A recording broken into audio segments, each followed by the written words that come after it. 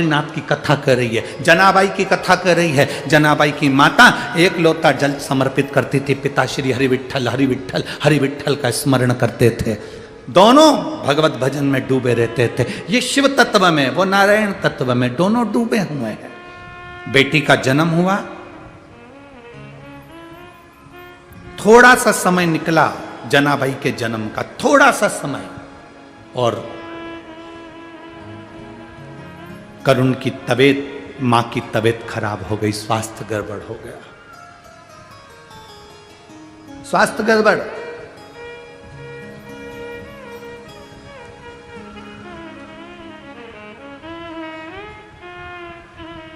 अब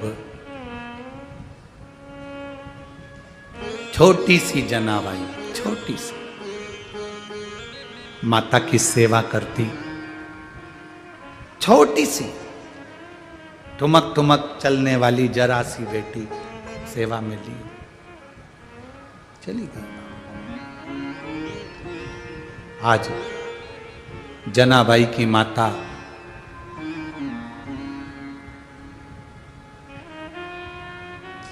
दरी पर पड़ी है, पलंग पर पड़ी है, अंतिम सांसें गिन रही है, अंतिम सांसें।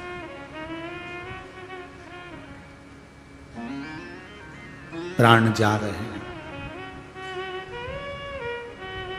मां जनाबाई की माता ने जनाबाई का हाथ पकड़ा, बेटी को गले से लगाकर आंखें खोलकर महादेव का स्मरण कर कर कहा, अब मेरी बेटी का हाथ तुझे पकड़ा कर जा रही हूं, और मेरी बेटी भटकना नहीं चाहिए।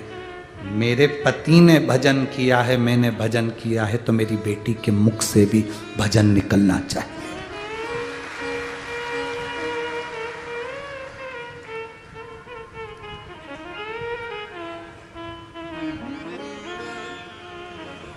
बेटी त्याग की मूरत होती है।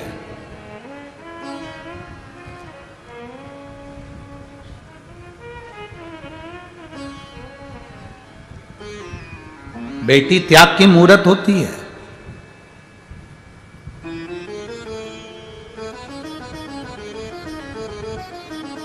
अपने भाई को रखने के लिए बेटियां अपने प्राणों को भी त्याग देती है। उसमें से एक है माता यशोदा जी की बेटी एकांगना। वसुदेव जी कृष्ण को रखकर चले गए, और नंद बाबा अपनी बेटी को उठाकर वसुदेव जी को दे देते हैं कि कंस के हाथ में दे देना और मार देगा।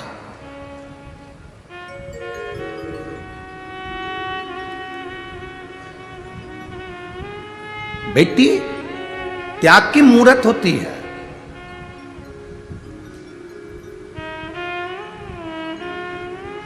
दशरथ जी कौशल्या मैया अपनी बेटी शांता को पेटी में बंद कर कर छुड़वा देते हैं।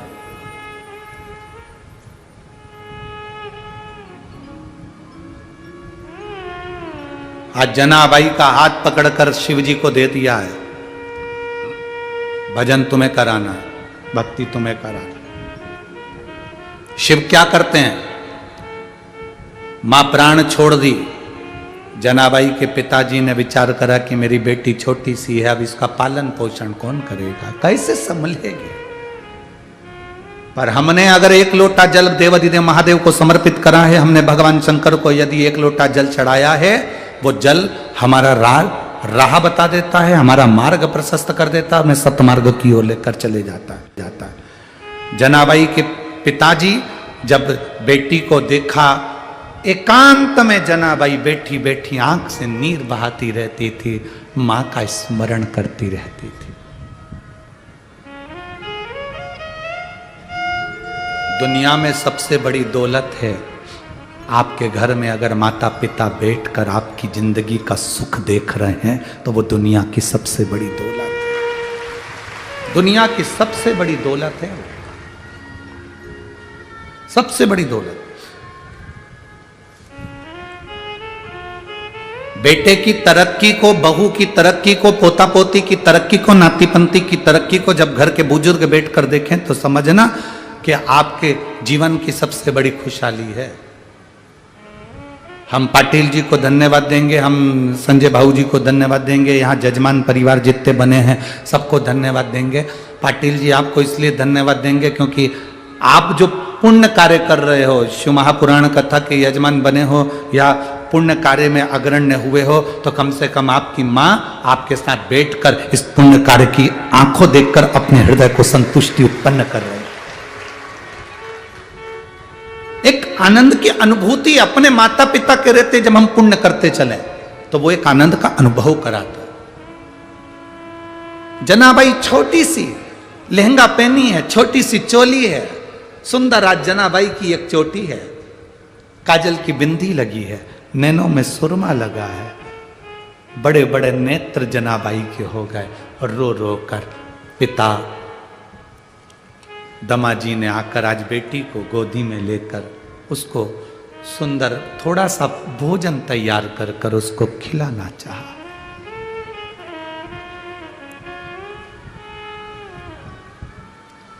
खिलाना चाहा। लोग कहते हैं बेटी विदा होती है तो मां सबसे ज्यादा रोती है। शिव पुराण कहती है कि बेटी विदा होती है तो सबसे ज्यादा बाप रोता है, पिता।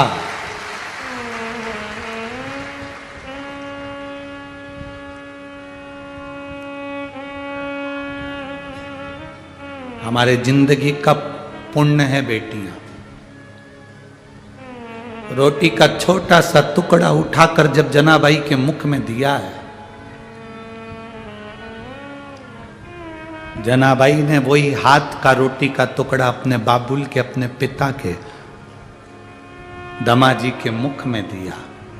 पिता कहते हैं लाडो जना ले, तू खा ले। जना कहती है बाबुल मां गई ना, पिता भाऊ जिस दिन से आई गई ना, मां जिस दिन से गई है ना, उस दिन से तूने भोजन भी नहीं करा है। बेटी सबकी आंख में आंसू देख सकती है, पर बेटी एक अपने पुत्र और अपने पिता की आंख में कभी आंसू नहीं देख सकती। पिता और पुत्र की निगाह में बेटी आंसू नहीं देख सकती। और जो बेटियां अपने पिता की आंख में आंसू दे वो बेटी नहीं हो सकती। जो पिता को रोता हुआ छोड़कर किसी दूसरे धर्म के व्यक्ति के साथ चली जाए वो बेटी नहीं हो सकती। वो बेटी नहीं। बाबुल भाऊ ले पाओ।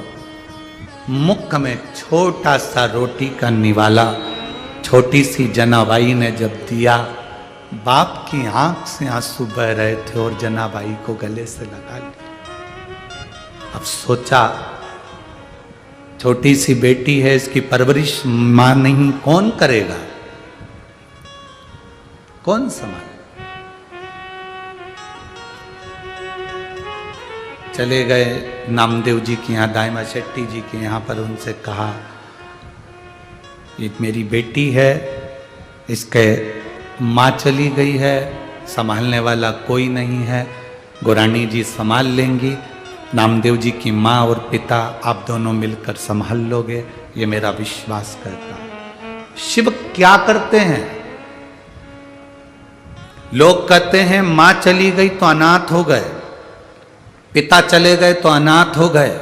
शिव महापुराण की कथा कहती है जिसने शंकर को अपना पिता और माता पार्वती को अपनी मां मान लिया वो दुनिया में कभी अनाथ नहीं हो सकता।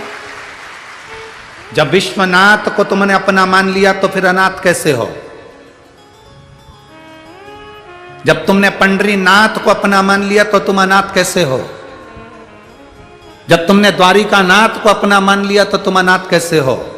जब तुमने बद्रीनाथ और केदारनाथ को अपना मान लिया, सोमनाथ को अपना मान लिया तो तुम अनाथ कैसे हो? जब तुमने जगन्नाथ को अपना मान लिया तो तुम अनाथ कैसे हो? अनाथ वो कहलाता है जो भगवान का नहीं हुआ। अनाथ वो कहलाता है जो परमात्मा का कभी नहीं हुआ। जो भगवान का हो गया वो कभी अनाथ नहीं कहलाता। वो उसके सिर पर उसके माता पिता शिव और पार्वती का हाथ है, उसके सिर पर परमात्मा का हाथ है।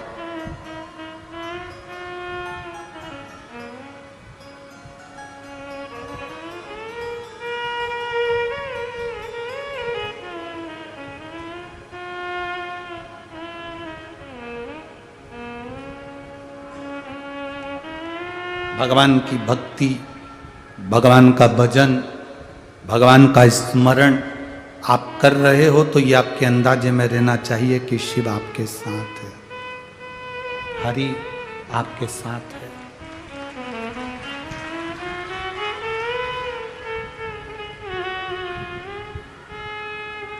जितने यहां बैठे हो और जितने आस्था चैनल पर कथा सुन रहे हो, जितने फेसबुक यूट्यूब पर कथा सुन रहे हो,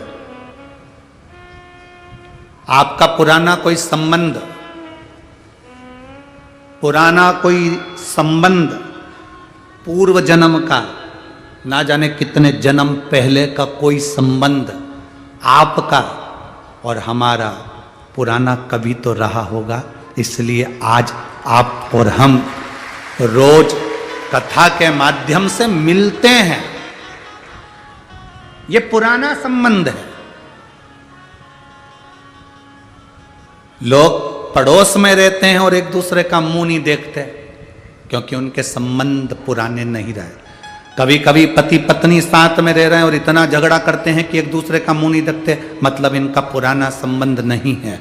जिसका पुराना संबंध चला हुआ आ रहा है प्रेम का, वो एक दूसरे के सामने देखकर प्रसन्न हो जाते हैं, खुश हो जाते हैं। पुराना संबंध, ये संबंध मूल संबंध है।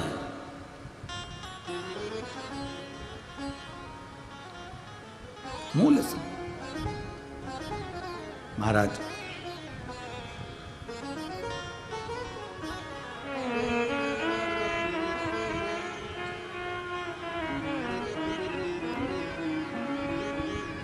नेत्र जल,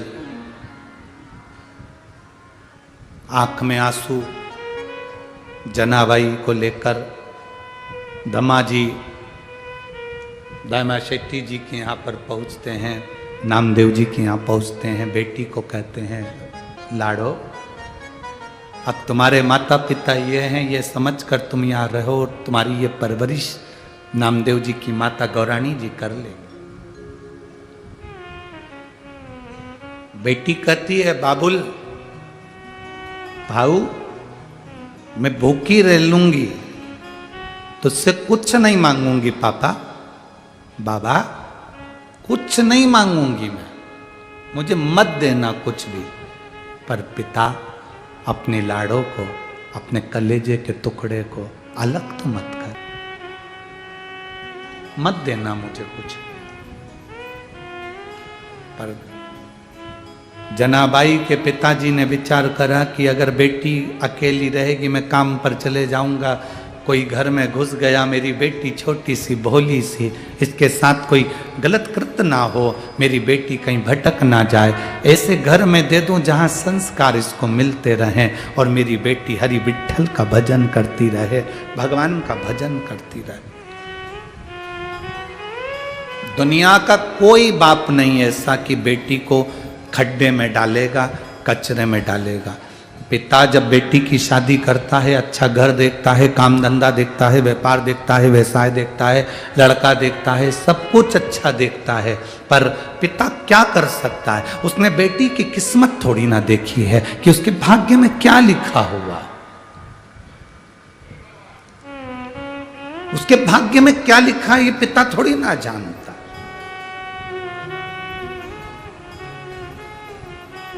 बाबा मैं कुछ नहीं मांगूंगी। जनाबाई को जब पिता दमाजी छोड़कर जा रहे थे, दमा अपने पिता का बगलबंदी, बगलबंदी कहते हैं कुर्ता कमीज, उसको पकड़कर खींचती है।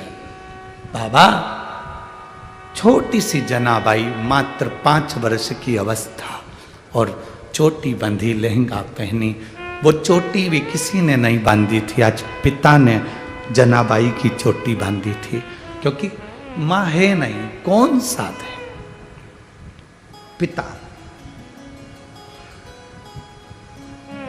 कमीज खींचकर, कुर्ता बगलबंदी खींचकर जनाबाई ने कहा, बाबा मैं नहीं मांगूंगी कुछ भी, बाबा मैं नहीं मांगूंगी तुमसे कुछ भी, मुझे ना खेलने के लिए खिलौना चाहिए, ना मुझे गाड़ी और बंगला चाहिए। बेटी कहती है, बस पिता तेरे कलेजे से लगने के लिए मुझे तेरा हृदय चाहिए, मुझे नहीं चाहिए, मुझे मत दे कुछ। जना का हाथ पकड़कर पिता वापिस ताईमा शेट्टी जी के यहाँ नामदेव जी के अंदर घर में जब छोड़ा, गौरानी की आंख में जल थे, नामदेव जी की मां रो रही थी, जल। फिर दौड़ी जनाबाई, वापिस दौड़कर बाहर आ गई, बाबा बाबा आवाज लगाती लगाती, दाईमा दमा जी, पिता वापिस दौड़कर आया, लाडो क्या हुआ, क्या हुआ, बाबा तुम भी यहीं रह जाओ ना, मैं मेरे पिता के बिना नहीं रह सकती, छोटी सी लड़की है, छोटी सी। ए भाई, आज की बेटियां हो सकती हैं कि विदाई में उसके आंख में आंसू ना आए, पर पहले की बेटियां जब घर से विदा होती थी ना, तो बाप तो देख भी नहीं पाता था, पीछे खड़ा हो जाता था पिता, पीछे। जिसको गोदी में खिलाया हो, भोजन करने बैठा हो, तो कोरा अपने मुख का दिया हो, उस बेटी को विदा करते हुए बाप कैसे दे सकता है।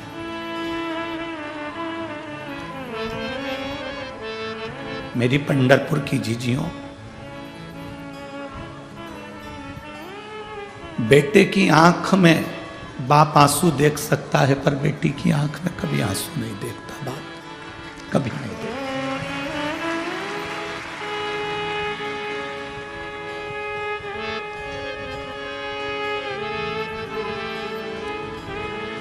जना रोती हुई पिता के गले लग, बाबा आप क्यों नहीं रुक जाते?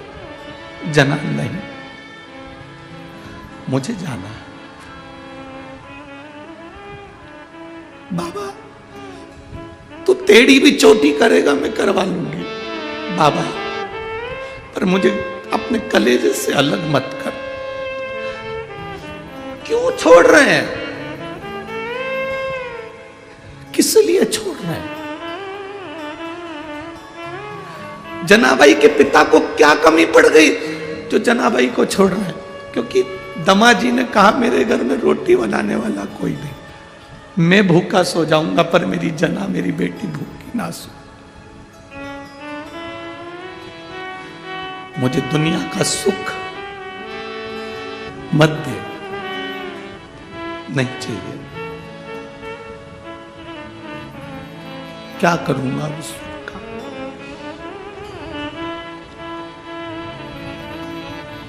जाने लगा पिता। जनाबाई पिताजी से कहती है, पिताजी, बाबा जब मेरी मां चली गई थी, आप मुझे बहलाने के लिए जब घोड़ा बनते थे,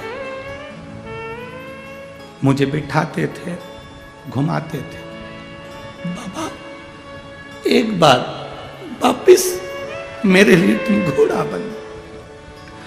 दमाजी जनाबाई के पिता नीचे झुकते हैं, और आज जनाबाई पीठ पर नहीं चढ़ी है, आज पिता के गले लग गई। पीठ पर नहीं चढ़ी जना, पिता के गले लग गई।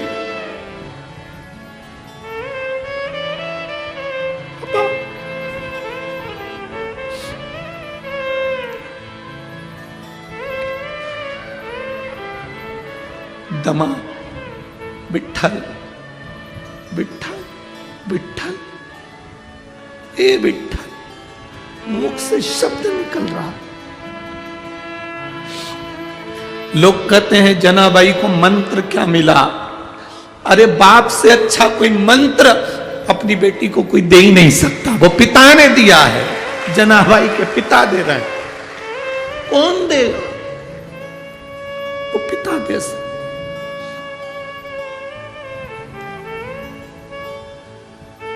कितनी ईर्ष्या होती है लोगों को।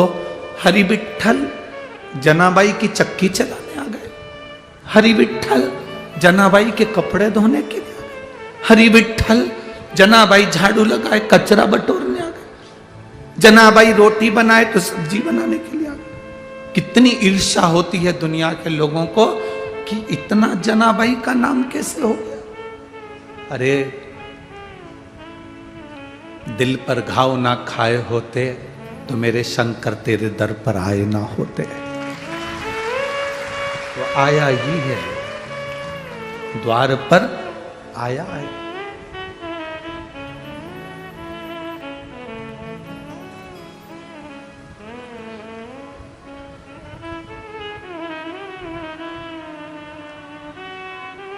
शिव शिव है, नारायण नारायण है, बेटी को छोड़ा है। लोग कहते हैं कि बेटी को छोड़ने का निर्णय दमा का था, जनाबाई के पिता का था। लोग कहते हैं निर्णय जनाबाई के पिता का था। नहीं, तेरी कृपा बिना न हिले एक भी अणु, लेते श्वास तेरी कृपा से तनु तनु। बखान क्या करूं मैं राखों के ढेर का, चपटी भभूत में खजाना कुबेर का। हे गंगधार मुक्ति द्वार ओंकार तू, भोले ओंकार तू। आयुष शंभु तार तार तू। ये निर्णय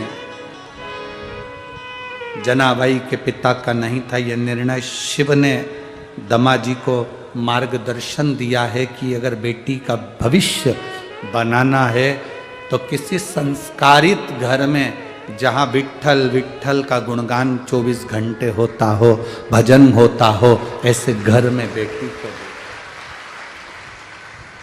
ध्यान देना। पूरे विश्व की बेटियों के लिए कहना चाहूँगा और पूरे श्रोताओं से कहना चाहूँगा, बड़ा पेट्रोल पंप मत देखो, बड़ा बंगला मत देखो, बहुत बड़ी गाड़ी मत देखो। बेटी को ब्याह करने से पहले ये देखो कि लड़का धार्मिक है कि नहीं है, अपनी बेटी का सम्मान करेगा कि नहीं करेगा।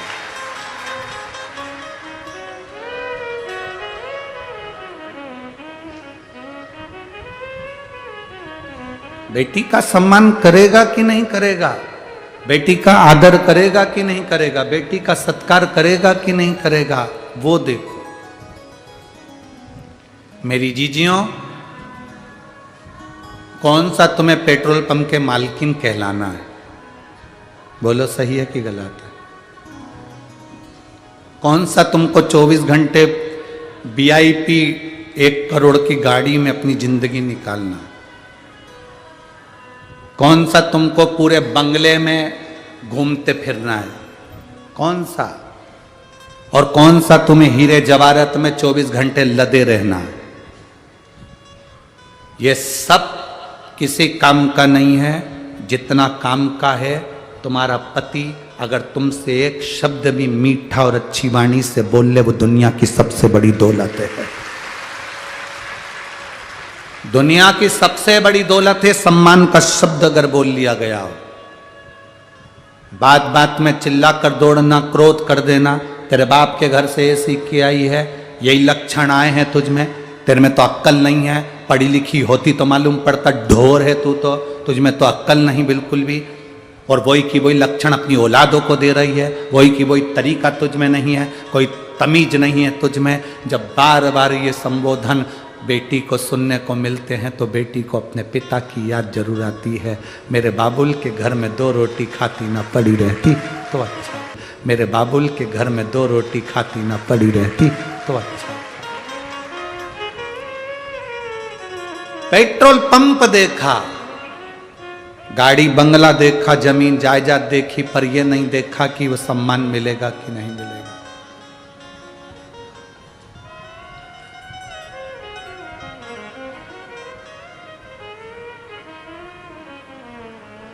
इसीलिए तो हमारे इधर एक गीत चलता है, हमारे इधर लोग गाते हैं, आप लोगों के यहाँ स्मरण नहीं हो, कि कैसो अमीर साहूकारो म्हारा बाबुल, बेटी धरी ना जाए। कैसो अमीर साहूकारो म्हारा बाबुल, बेटी धरी ना जाए। मांग काटी का बाबुल हमको दीजे, और चुड़ला रतन जड़ायो म्हारा बाबुल, बेटी धरी ना जाए। मांग का टीका बाबुल दिला रहा है, चूड़ी बाबुल दिला रहा है। बचपन से लेकर जवानी तक मेरे पिता ने मेरी परवरिश करी, फिर पिता के घर में कौन सी कमी पड़ गई जो बाबुल अपने कलेजे के टुकड़े को बाहर भेज दे रहा है कि बेटी धरी ना जाए। अरे कान का कुंडल बाबुल हमको दीजो, कान का कुंडल बाबुल हमको दीजो। पाँव की पायल रतन जड़ायो म्हारा बाबुल, बेटी धरी ना जाए। पाँव की पायल मेरे पिता ने दिलाई, अच्छे कपड़े मेरे पिता ने दिलाए। बेटी को विदा करने से पहले हर माँ बाप 5 साड़ी, उसके पहनने के कपड़े, उसका सामान, उसका झोला, उसका बैग। बेटी का बाप बेटी को विदा करने से पहले सूटकेस, अलमारी, गाड़ी सब जमा कर, बैग अटैची फिट कर कर फिर भेजता है। उसको रुमाल तक रखता है, और रुमाल तो रुमाल, सास के पांव पड़ना तो ये 500 रुपए दे देना, वो तक कर कर भेजता है, वो बाप कहलाता है। ये ससुर को देना 500 रुपए पाँव पड़ना, ये सास को देना, ये ननन को 200 रुपए देना, 100 रुपए तेरे देवर को देना, ये उसको देना। तो बेटी भी कह देती है, बाबा क्या बिना पैसे के पाँव नहीं पड़ा जाता, ये लेके जा। अरे हीरा रतन जड़ायो रे म्हारा बाबुल, बेटी धरी ना जाए। वो रतन किस काम का, वो माणी किस काम का, पिता सब कुछ दे दिया। जनाबाई गौरानी जी गले से लगा कर रखी। जनाबाई हमेशा कहती थी मैं नामदेव जी की दासी हूं, पर नामदेव जी से जब जब पूछा गया कि जनाबाई कौन है, तो नामदेव जी कहते थे मेरी माता के हृदय का टुकड़ा है, जनाबाई मेरे माता के हृदय का टुकड़ा। एक बार भरी सभा में नामदेव जी से पूछा गया कि जनाबाई कौन है, तब नामदेव जी ने कहा वो पांडुरंगा के दिल का टुकड़ा है, हरि विठ्ठल के दिल का। ऐसा होता है, हाँ, सिद्ध कर दिया नामदेव जी ने। लोग प्रमाण मांगते हैं, प्रमाण। आज की दुनिया के लोगों को प्रमाण चाहिए।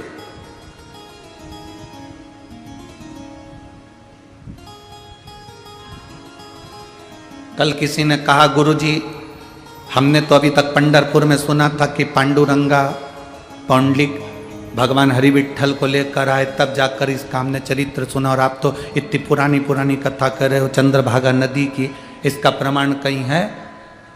आज की दुनिया को प्रमाण देना पड़ता है। हम उनसे कहेंगे रुद्र संहिता, गीता प्रेस गोरखपुर की शिव महापुराण लिया और रुद्र संहिता का 147वें नंबर का प्रश्न निकालो और उस 147 से लेकर 148 नंबर के पेज तक पढ़ते जाओ, तो मैं चंद्रभागा का पूरा चरित्र और हरि विट्ठल की इस पवित्र भूमि का पूरा चरित्र मिल जाएगा। पढ़ते जाओ।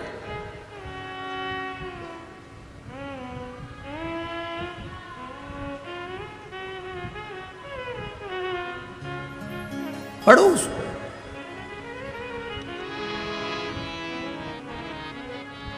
प्रमाण चाहिए दुनिया के लोगों को। आज के जमाने में नामदेव जी ने प्रमाण दिया। आज नामदेव जी ने जनाबाई को कीर्तन में बुला लिया, कीर्तन चालू हुआ, जनाबाई नाचना चालू, कीर्तन गाना चालू, रामकृष्ण हरि विट्ठल पांडुरंगा खूब जपा। कीर्तन करते करते सुबह हो गई, जल्दी भागी, कपड़े भी धोना है, झाड़ू भी लगाना है, भोजन भी बनाना है, क्या करूं? जो गई, कपड़े लेके पहुंच गई चंद्रभागा के तट पर। धोने वाली थी, इतने में याद आया अभी तो गेहूं नहीं पीसा, आटा। गई गेहूं पीसने, इतने में भगवान ने तुरंत रुक्मणी जी को बुलाया, इधर जल्दी आ। रुक्मणी जी बोली क्या? जल्दी आ, दौड़ कर आ। रुक्मणी जी बोली इतने दिन से अलग अलग रह रहे थे, आज मुझे बुला रहे, जरूर कोई काम होगा। जब पति बहुत मीठे स्वर में बोले, चंद्रमुखी, पति बहुत मीठे स्वर में बोले तो समझ लो आज घर में मेहमान आने वाले हैं और खाना बनाने के चक्कर में इतनी मिठास खोली जा रही है। बहुत मीठे, पति मीठे स्वर में बोले तो समझ जाओ, और पत्नी भी जब बहुत मीठे स्वर में बोले ए जी, तो तुरंत खसक लो जी, नहीं तो 500 गया जी। इतनी मिठास जब घोली जाए तो समझ लो कुछ है।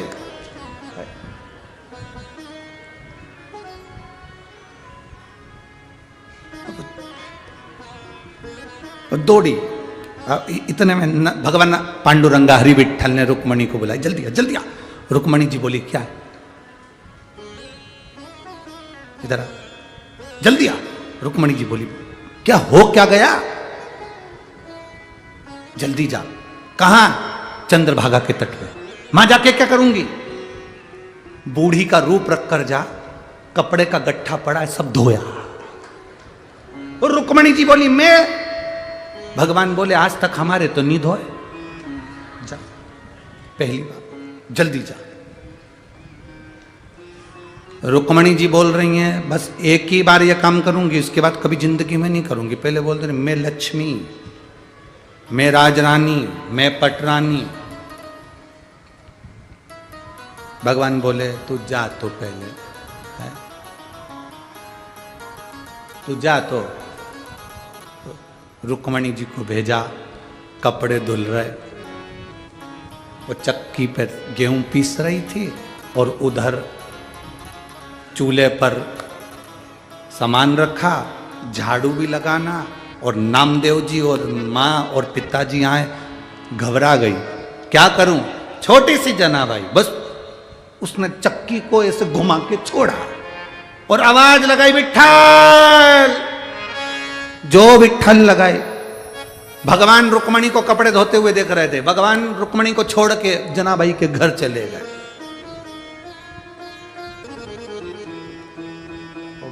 चक्की पीस। रुक्मणी जी बोली गए कहां ये? रुक्मणी जी ने कपड़े का ढेर लिया, बूढ़ी का रूप रखकर जनाबाई के घर आ गई। तो क्या देख रही?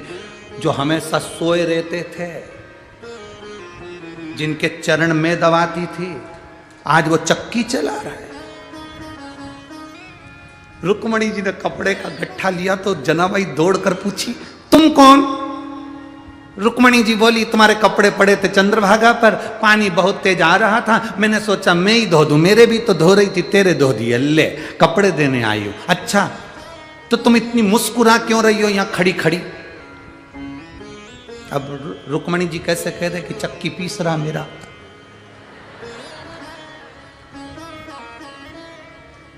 मेरा प्रभु चक्की पीस रहा।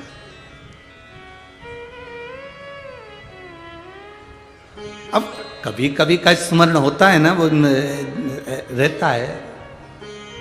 एक भक्त भगवान को बड़ा प्रिय था, बहुत प्रिय। वो शिव जी के मंदिर में आता और बहुत सेवा करता, तो भगवान का बड़ा प्रिय था। एक दिन भगवान उससे बड़े प्रसन्न हो गए और प्रसन्न होकर भगवान ने कह दिया कि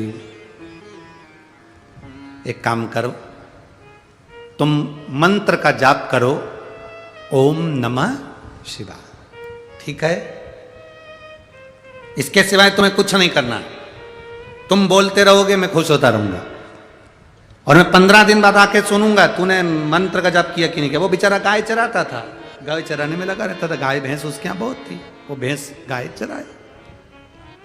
अब एक दिन भैंस चराते चराते चराते चराते मंत्र बोलता रहा, ओम नमः शिवाय, ओम नमः शिवाय, ओम नमः शिवाय। एक दिन उसकी भैंस चली गई आगे, ढूंढता रिया। अब भैंस गई तो मंत्र भूल गया।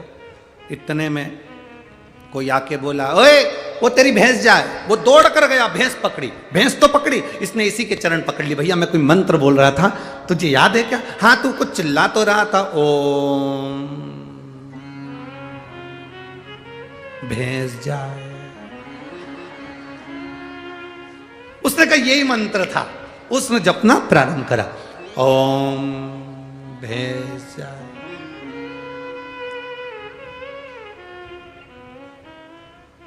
शंकर भगवान ने पार्वती जी से कहा, पार्वती तूने मेरे कितने नाम सुने?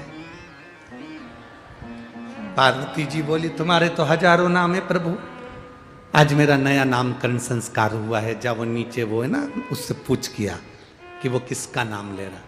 पार्वती जी एक ब्राह्मण पत्नी का रूप रख के उसके सामने जाके पल्लू वल्लू लेके खड़ी हो गई। पार्वती जी ने पूछा, क्यों रे भैया किसका नाम ले रहा है? अब उसको लगा कि बड़ी मुश्किल से तो नाम छूटा था, भूल गए थे, याद आया, वो भी बेचारे दूसरे ने याद दिलाई है, तो अपनी पहचान वाली भी नहीं लगती कि अपना नाम याद दिलाइए। इससे बात मत करो, अपन तो चिल्ला चिल्ला के जाप करो, ओम भैंस जाए,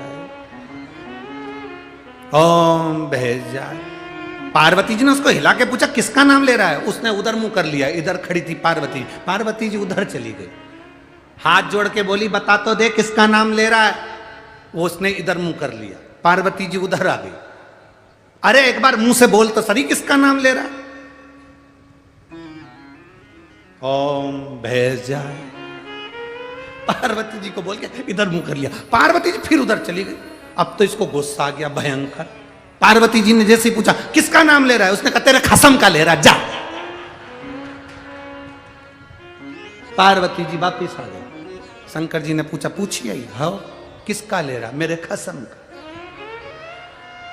तुम ही हो, तुम्हारे सिवा किसी का ले ही नहीं सकता। शिव जी प्रसन्न सामने प्रकट हो गए। शंकर शंकर है, वो घड़ी है, दयालु, उसके सिवा कोई दुनिया में इतनी प्रसन्नता में, सहज भाषा में, एकदम सरल, तुम जो बोलो उसको स्वीकार हो जाता है। जो बोलो, लोग कहते हैं शंकर जी जल्दी रुष्ट हो जाते हैं, हम कहते हैं दुनिया का भ्रम है कि शंकर जी रुष्ट हो जाते हैं। सबसे जल्दी प्रसन्न होने वाला एक ही देवता है, वो देव अधिदेव महादेव है। सारी समस्या का हल एक लोटा जल चढ़ाया, 3 बार ताली बजाए, बम बम बोला, शिव प्रसन्न। उन्हीं का चढ़ा हुआ बेलपत्र उठा के धो के वापिस चढ़ा दो, शिव प्रसन्न। उनके मंदिर में झाड़ू लगा दो, शिव प्रसन्न। मंदिर में भी नहीं जाओ तो शिखर का दर्शन कर लो, शिव प्रसन्न। इतना सरल देव कहां मिलने वाला?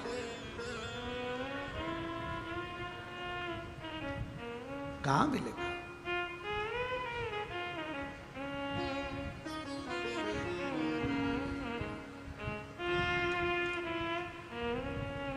दिखा।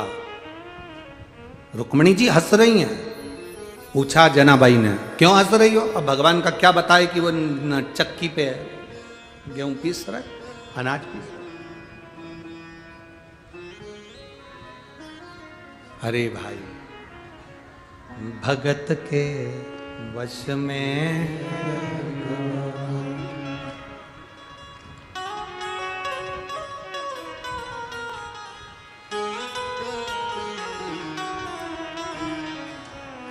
प्रभु के बस में, भगवान स्वयं भक्त के बस। वो कहे ना जनाबाई के मुख से विठ्ठल कि माए मेली बाप मेला, आता संभाल विठ्ठला। माता गई पिता गए पर विठ्ठल तुम संभाल सकते।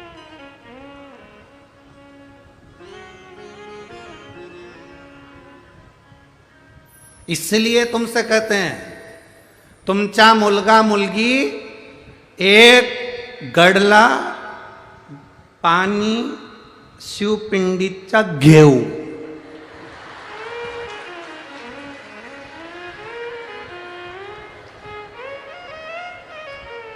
गड़बड़ तो नहीं बोला है? कहीं बोला हो तो तुम सुधार लो। थोड़ा सा प्रयास करा कि कुछ मराठी हमारी भी, हम मानते हैं हमको नहीं आती, पर हमें मालूम है माता पिता को बच्चे की तोतरी भाषा अच्छी लगती है, तो तुम्हें भी थोड़ी बहुत तोतरी तो ठीक लगेगी हो।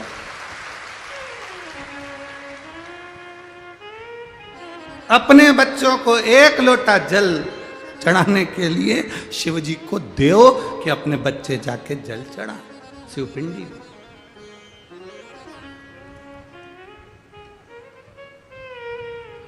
भगवान शंकर।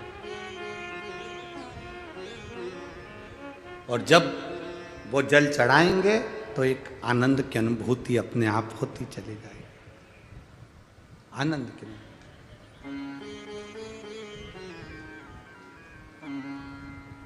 वो लोग कहते हैं ना, वो एक गीत आप लोग गाया करते हो, साथी रे तेरे बिना।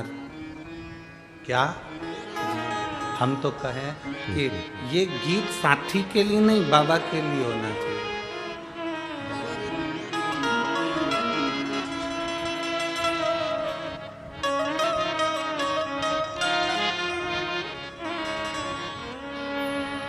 ओ बाबा रे तेरे बिना भी क्या,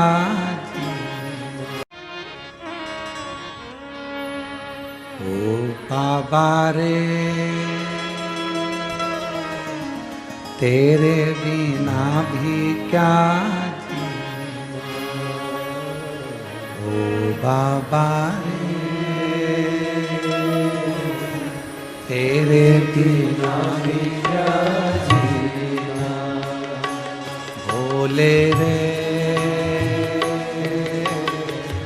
तेरे बिना भी क्या जीना। ओ बाबा रे तेरे बिना भी क्या जीना। ओ शंभू रे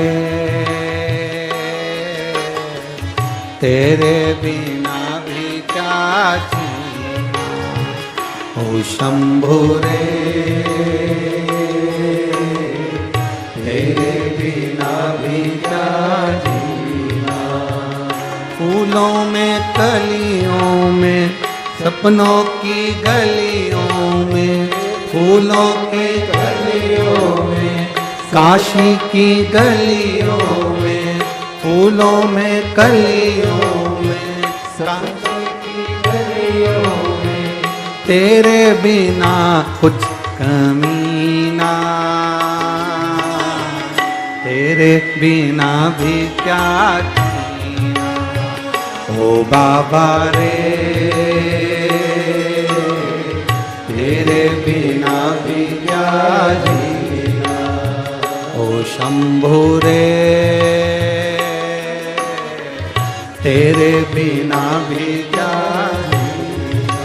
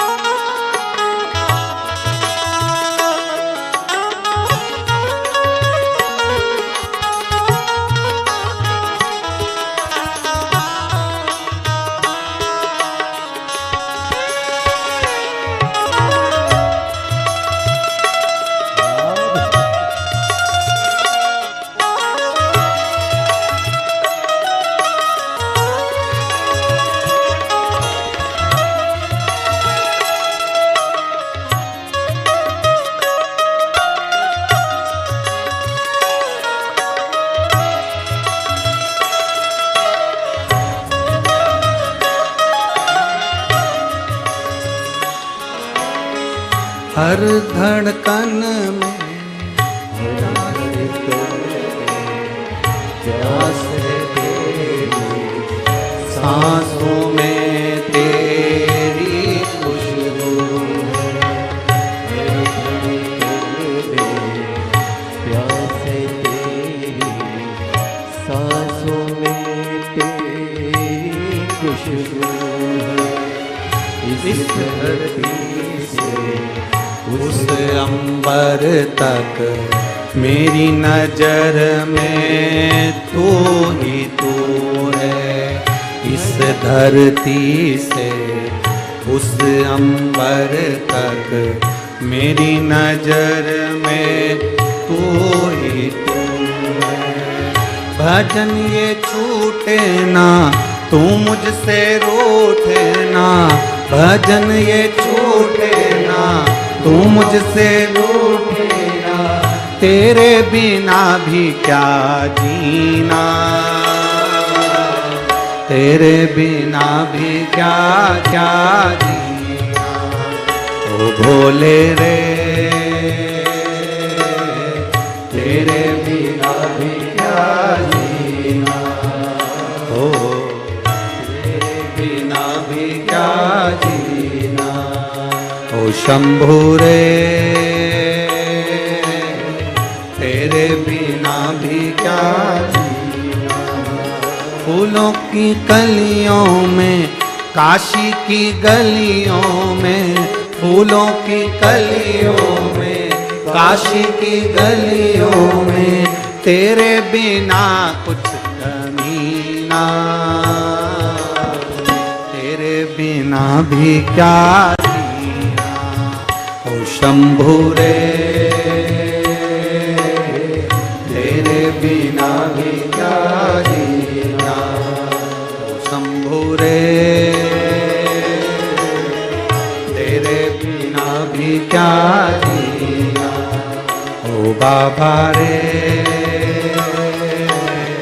तेरे बिना भी क्या जीना। ओ भोले रे तेरे बिना भी क्या जीना। शंभू रे तेरे बिना भी क्या जीना। हार हार अपने स्थान पर बैठकर भगवान शिव जी से अपने मन की बात बड़े भाव के साथ दिल से बाबा से प्रार्थना करिए, बाबा से निवेदन करिए, भाव से कहिए। भजन ये छूटे ना तू मुझसे रूठे ना, भजन ये छूटे ना तू मुझसे रूठे ना, साथ ये छूटे कभी ना, तेरे बिना भी क्या जीना। ओ शंभू रे तेरे बिना भी क्या जीना। भोले बाबा रे तेरे बिना भी क्या जीना। सब बैठकर बाबा से प्रार्थना दिल से, जिसको आता है श्री शिवाय नमस्तुभ्यम महामंत्र का स्मरण बड़े भाव के साथ दिल से आप और हम सब पुकारे बाबा को, दिल से प्रार्थना करेंगे। श्री शिवाय नमस्तुभ्यम, श्री शिवाय नमस्तुभ्यम, श्री शिवाय नमस्तुभ्यम, श्री शिवाय नमस्तुभ्यम, श्री शिवाय नमस्तुभ्यम।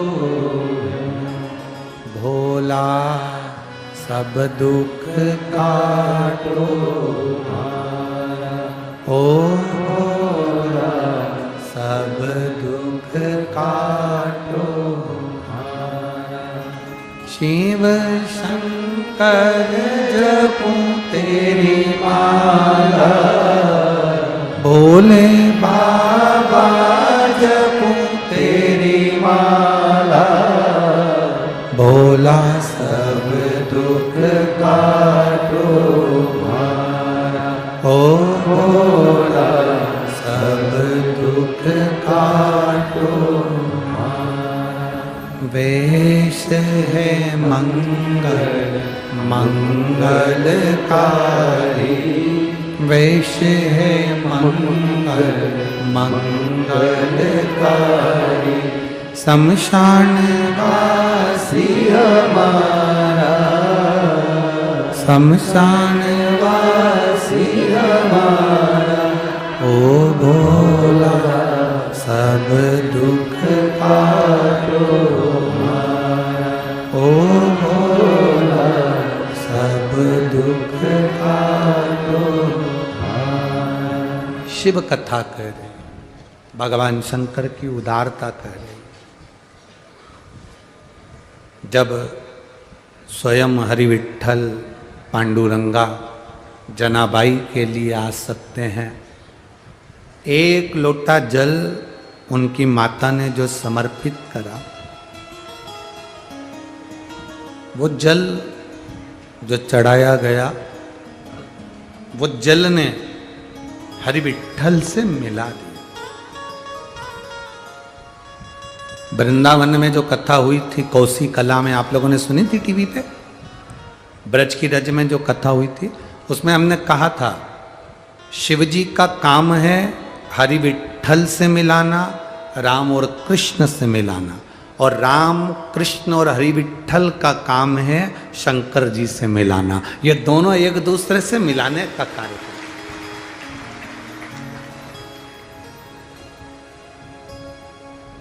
इसीलिए कहा था भजन ये छूटे ना, तू मुझसे रूठे ना, भजन ये छूटे ना, तू मुझसे रूठे ना, साथ ये छूटे कभी ना,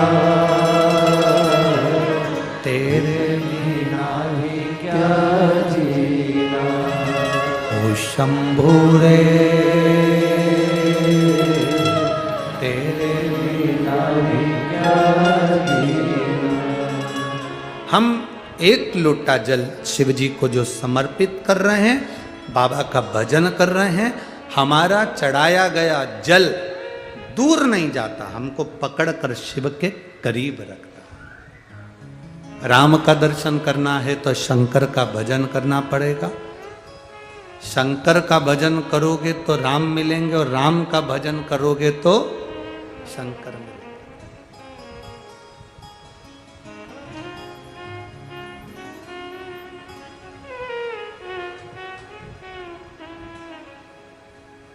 वो कहते हैं ना, जैसे वो क्या बोलते हैं, राधे राधे जपो चले, जम के बोलो, राधे राधे जपो चले आएंगे बिहारी। उसी तरह राम कृष्ण जपो चले आएंगे त्रिपुरारी। तुम जितना राम का भजन करोगे, जो तुम कितना कृष्ण का भजन करोगे, तुम जितना हरि विठ्ठल का भजन करोगे, शिव तुम्हारे करीब में, और तुम जितना शंकर का भजन करोगे उतने नारायण तुम्हारे करीब में।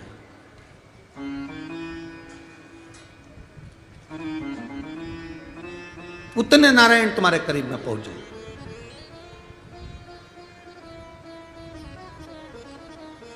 अच्छा, अभी कल कथा में कहा था कि सती मैया कथा सुनने के लिए गई, और सती माता जब कथा सुनने के लिए गई तो वो कथा सुनकर आ रही थी। शिवजी भी उनके साथ में थे, भगवान शंकर उनके साथ में थे, और भगवान की कथा सुनकर आ रहे थे, और मन में जो अभिलाषा थी, भोलेनाथ जी के हृदय में जो अभिलाषा थी, वो अभिलाषा राम जी के दर्शन की थी। तो शंकर जी को राम जी का दर्शन हो गया था।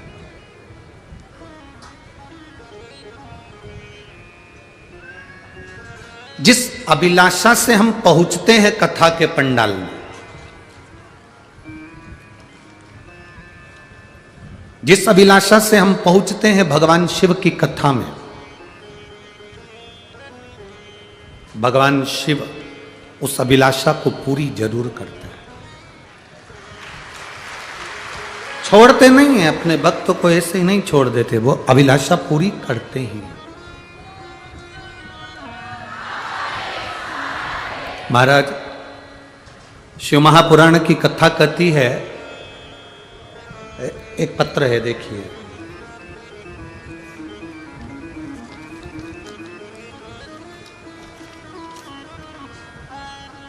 मेडिकल की भी बहुत सारी रिपोर्ट उन्होंने लगाई है, आप आस्था चैनल के माध्यम से, टीवी के माध्यम से, फेसबुक यूट्यूब के माध्यम से देख सकते हैं। सारी रिपोर्टें उन्होंने लगाई, पत्र लिखा और लोटा बना के भी भेजा हो, ठीक है। मैं केड़गांव पुणे से हूं, विद्या संजय मिश्रा मेरा मोबाइल नंबर ये है। कहीं बैठे हैं हाथ हिला सकते हैं, कहीं बैठे हो। मैं केड़गांव पुणे से विद्या संजय मिश्रा, मेरा मोबाइल नंबर ये है, कहीं बैठे हो तो हाथ हिला सकते हैं। आप ही हैं, हाथ हिला दो एक बार। श्री शिवाय नमस्तुभ्यम। एक लोटे जल का मैं क्या गुणगान करूं गुरुदेव। मेरा बेटा 27 साल का है, उसका एक्सीडेंट हुआ था, तब मार लगने के कारण उसका सामने का पूरा मुख दुच गया, दांत टूटकर दूसरी जगह पर प्रवेश कर गया था। एक्सरे के अनुसार दांत उसके अंदर रह गया, समय निकल गया और ध्यान नहीं आया। जब दर्द हुआ, तकलीफ हुई, तब डॉक्टर को दिखाया तो बीमारी के योग बताए, ऑपरेशन करने का बोला। ऑपरेशन ऐसा होना था कि पूरा जबड़ा कटना था और डॉक्टर के हिसाब से जबड़ा काटकर ऑपरेशन होना था, तो मुंह बच्चे का टेढ़ा हो जाना था, ये डॉक्टरों ने कहा था, जिसकी रिपोर्ट मैंने पीछे लगाई है। तब मैंने आपकी कथा सुन रखी थी, देवादिदेव महादेव से प्रार्थना करी, शिवजी पे चढ़े हुए जल को बेटे को पिलाना प्रारंभ करा। एक बेलपत्र शंकर जी का लाकर अपने बेटे को देती, डॉक्टर के हिसाब से उसका मुंह टेढ़ा होना था, जबड़ा पूरा निकलना था, उसके बाद उसका ऑपरेशन होना था। वो दांत भी ऐसी जगह फंसकर रह गया था कि वहां बिना जबड़े खोले ऑपरेशन हो ही नहीं सकता था। गुरुदेव शिव शिव है। कुछ समय के बाद अपने आप बेटे के मुख में दर्द होना बंद हो गया। हमने डॉक्टर को फिर वापस दिखाया तो डॉक्टर ने ऑपरेशन करने का मना कर दिया और कह दिया अब तुम्हारा बेटा धीरे धीरे ठीक हो रहा है, इसको घर लेकर चले जाओ। मैं बाबा को यहाँ नमन करने के लिए आई हूँ। मैं केड़गांव पुणे से विद्या संजय मिश्रा, मेरा मोबाइल नंबर ये है। धन्यवाद, बाबा की कृपा। बैठिए। देवराज की कथा। देवराज नाम का ब्राह्मण चोरी करता था, कभी मंदिर नहीं गया, कभी देवालय नहीं गया, कभी शिवालय नहीं गया। देवराज नाम का ब्राह्मण चोरी का धन लेकर शरीर में बुखार आया, ताप पड़ा। शंकर जी के मंदिर में ठंड लग रही थी तो छुपने के लिए गया था कि इतनी ठंड लग रही है, बुखार आ रहा, ताप पड़ रहा।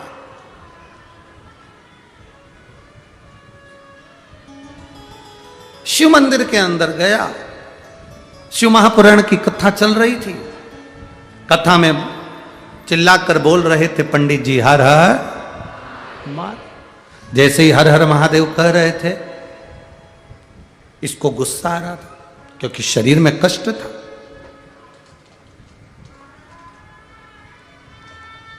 शरीर में इतना कष्ट, कोई चिल्लाकर बोले और इसको क्रोध आ। ये वहां से उठा, बाहर निकल गया। बेलपत्र का वृक्ष था, नीचे बैठ गया। ठंड लग रही थी, दुबक गया, प्राण छूट गए। देवादिदेव महादेव नंदी को लेकर आए, उस पर इसको बिठाकर कैलाश धाम लेकर चले गए। अब कितने आश्चर्य की बात है, चोर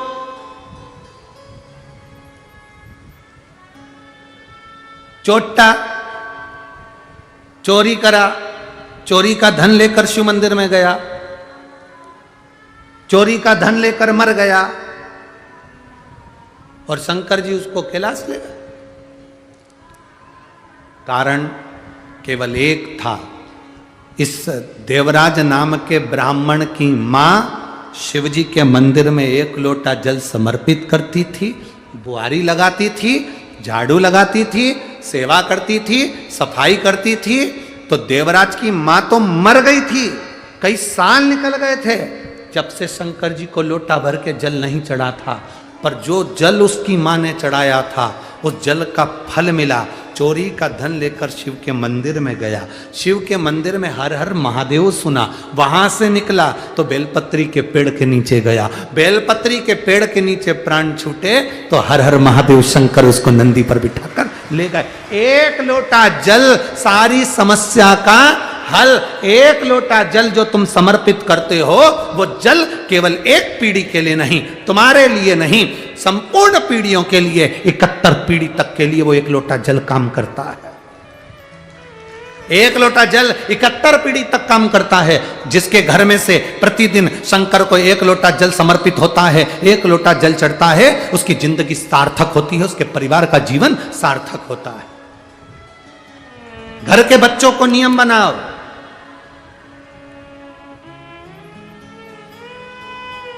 अभी आपको कहा था 1 लोटे जल के लिए बच्चों को, घर के बेटा बेटी को कहो कि वो जल चढ़ा, शिवपिंडी तक जा, शंकर के दरवाजे तक जा।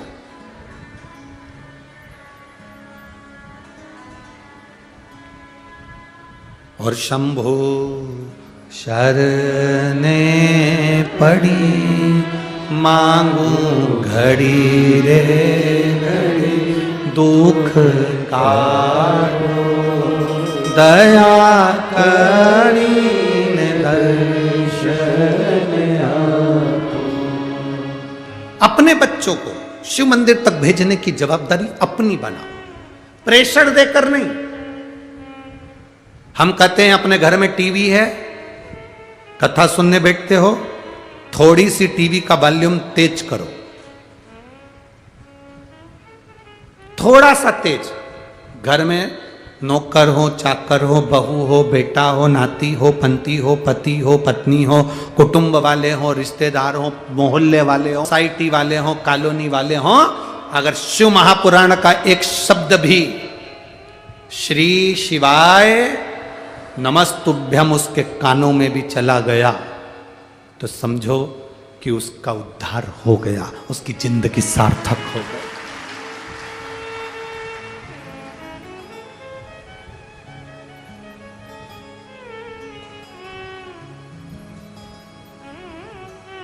उसका जीवन सार्थक। हम तो भगवान शंकर के चरणारविंद के स्मरण करें, उनकी भक्ति में रमे। जब हम उसके आश्रित होकर चलते हैं, जैसे जनाबाई हरि विठ्ठल के आश्रित होकर चलती थी, तो हरि विठ्ठल उनके साथ में कार्य करने के लिए आ जाते थे। झाड़ू लगाती जनाबाई, कचरा उठाते विठ्ठलनाथ, कपड़े गलाती जनाबाई, धोआते विठ्ठलनाथ, गेहूं रखती जनाबाई, पीसाते विठ्ठलनाथ। और केवल यही काम नहीं करते थे विठ्ठलनाथ, जनाबाई गाली भी दे देती थी तो सुनते थे विठ्ठलनाथ।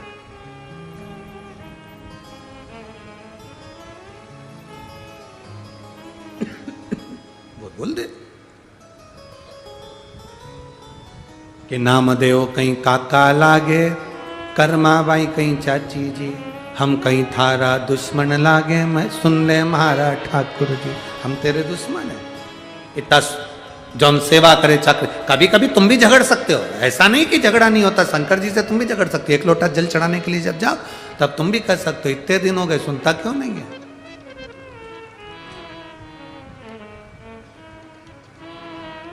क्यों नहीं सुनता?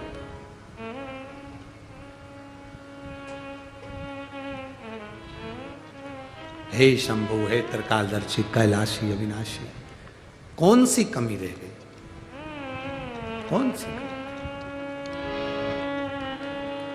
शिव महापुराण की कथा कहती है क्रोध करो, मना नहीं, पर क्रोध में भी प्रेम झलकना चाहिए।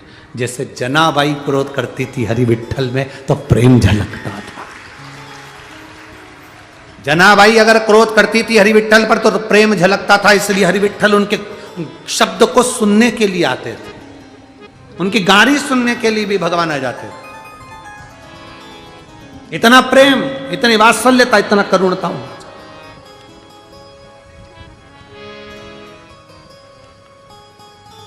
हाँ, थोड़ा समय की देरी मेरे भोलेनाथ की भक्ति में थोड़ा देरी से कभी कभी फाइल अगर मोटी होती है तो समय लगता है उसको सुलझाने में, कभी ध्यान रखो। पर भगवान जब भी देगा अच्छा देगा, श्रेष्ठ देगा, कम नहीं देगा, ढेरों में देगा, तुमसे बटोरा नहीं जाएगा, इतना देगा। देवता देते हैं पल्ला झाड़ कर और महादेव देते हैं छप्पर फाड़ कर, वो देने में कमी नहीं। कल एक पत्र किसी बहन ने दिया था, अब वो ढूंढना पड़ेगा। उस पत्र में उस बहन ने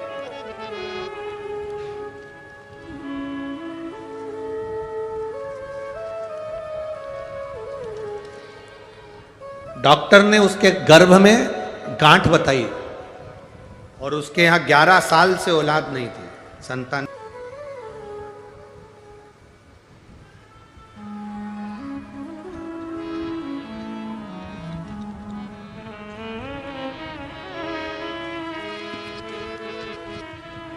आठ साल से उसके संतान नहीं थी। हाँ, ये रहा, ये कल का पत्र है। हो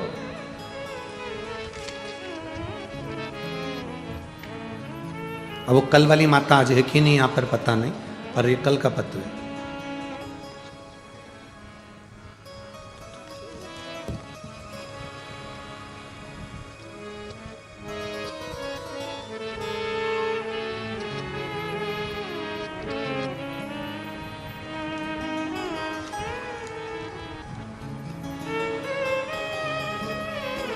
खुशी, किरण और दे, मैं तालुका कराड़, जिला सतारा से हूं। कहीं बैठी हैं क्या जिन्होंने पत्र, कल का पत्र है वैसे, आज है कि नहीं अब यहां पर मालूम नहीं। मेरी शादी को 8 साल हो गए थे मगर संतान नहीं थी। डॉक्टरों का इलाज करवाया पर संतान का सुख नहीं आया। मेरे रिश्तेदार ने पशुपतिनाथ के व्रत का वर्णन किया, हमने उस व्रत को करा। सफेद आंकड़े की जड़ का प्रयोग तुमरुकेश्वर महादेव का नाम लेकर करा। बाबा की कृपा तो हुई पर गुरुजी मेरे गर्भाशय में गठान थी। डॉक्टर के हिसाब से बच्चादानी के अंदर गठान थी। ऑपरेशन का डॉक्टर ने कह दिया था और यहां तक बोल दिया था कि ये गठान का जो टेस्ट किया जा रहा है इसके अनुसार हो सकता है कि कैंसर की गठान। हम लोग डर गए। ऑपरेशन से पहले हमने बाबा से प्रार्थना करी, बाबा हमने तो व्रत करा था पशुपतिनाथ का संतान की प्राप्ति के लिए और डॉक्टर बोल रहे हैं कि पेट में गठान है बच्चादानी में। 8 साल से इलाज करवा रहे हैं तो बच्चादानी में कभी गठान नहीं बताई, आज ये गांठ बता दी। हम घर आ गए, बड़े टेंशन में हो गए, डिप्रेशन जैसी स्थिति हो गई। थोड़े दिन हमने विचार करने के बाद फिर शिव जी को जल चढ़ाकर बेलपत्र खाई।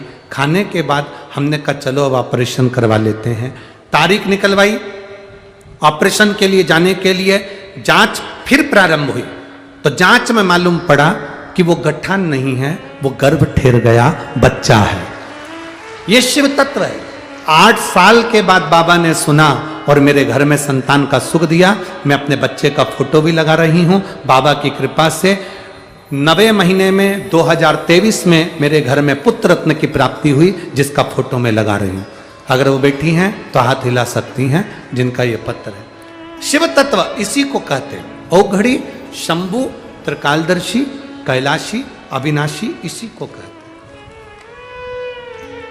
और तेरी कृपा बिना न हिले एक भी अणु, लेते हैं श्वास तेरी कृपा से तनु तनु।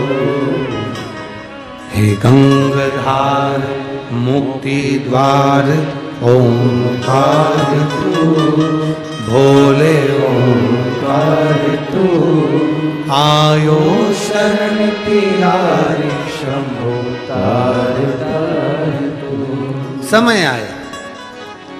शिव महापुराण की कथा कर रही, हर पल हर घड़ी जिसको तुम भजते हो वो तुम्हारे सम्मुख में रहता है। जिसका तुमने भजन किया, जिसका तुमने स्मरण किया, वो तुम्हारे सम्मुख में, वो छूटता है। शिव महापुराण की कथा कर रही है, जैसे एक माता पिता अपने बच्चे को जो भी सामान देते हैं वो अच्छा ही देते हैं। बोलो सही बात है कि गलत है? कोई माँ बाप ऐसे नहीं होंगे कि सड़ा हुआ सेव फल बेटे को खिला दें और खुद अच्छा खा लें। है कोई माँ बाप ऐसा? नहीं हो सकता। अच्छा सेव फल बेटे को देंगे, अच्छा केला बच्चों को देंगे, अच्छा फल बच्चों को देंगे। बेकार है, सड़ा हुआ है, गला हुआ है, वो खुद उसको खा ले। अच्छा देने का प्रयास करें, सड़ा गला नहीं रखते, सड़ा गला खुद ले लेते।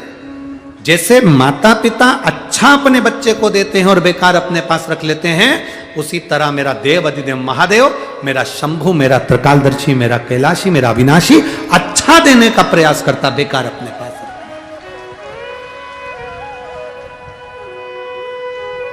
हम जब कुबेरेश्वर धाम जाते हैं, हरि विठ्ठल का दर्शन करने, पांडुरंगा का दर्शन करने के लिए मंदिर में जाते हैं, चंद्रभागा माता का स्नान करने के लिए जाते हैं, या सीहोर में कुबेरेश्वर धाम पर कंकर शंकर की पूजन करने के लिए जाते हैं, तुम्हें लगता है कि तुम कुबेरेश्वर धाम पर गए हो, पर शिव महापुराण की कथा कहती है, भगवान शंकर का यह पवित्र चरित्र वर्णन करता है कि हम शंकर के धाम में जब पहुंचते हैं तब बाबा अपने धाम में तब बुलाता है जब हमारे भीतर के सारे पापों को धो देता है, कष्टों को मिटा देता है, तब अपने करीब में बुलाता है।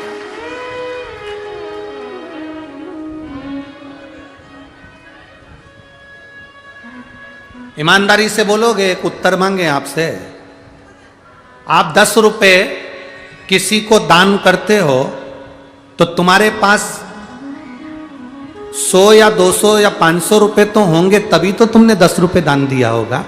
बोलो सही है कि गलत है? उसने ज्यादा दिया तो तुमने ज्यादा, कहीं भूखे को, कहीं मंदिर में, देवालय में, शिवालय में तुमने कहीं 10 रुपए दान किया। उसने ज्यादा दिया तो तुमने दिया। पहले उसने क्या करा? पहले तुमको दिया, फिर तुमने किसी को दिया। वो नहीं देता तो तुम क्या किसी को 10 रुपए दे सकते थे? अगर वो नहीं देता तो तुम किसी को अठन्नी दे सकते थे? उसने कृपा करी तब तुमने किसी पर दया करी।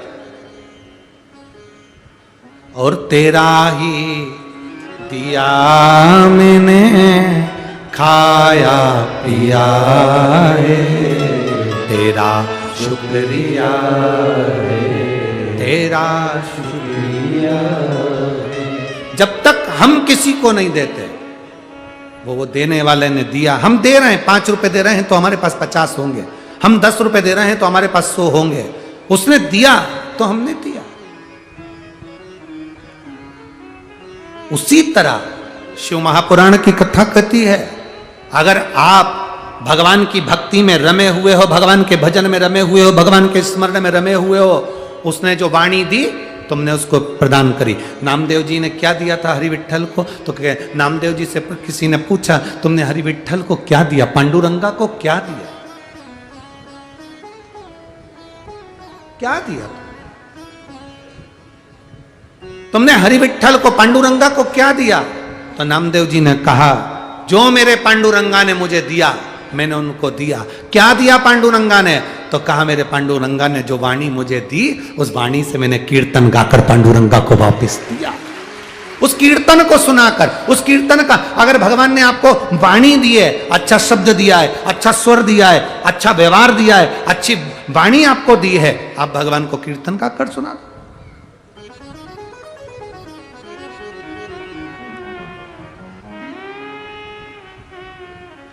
प्रेम से किया गया क्रोध भी भगवान स्वीकार करते,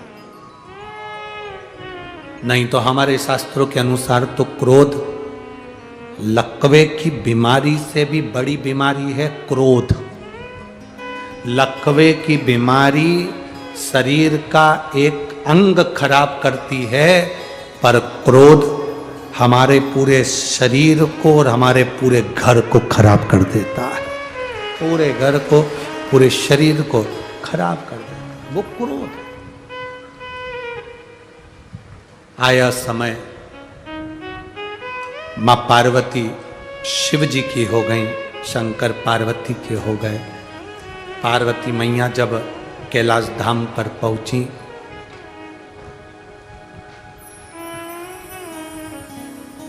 कैलाश धाम पर माता पार्वती जी जब पहुंची, एक अलग उमंग माता पार्वती की भक्ति में।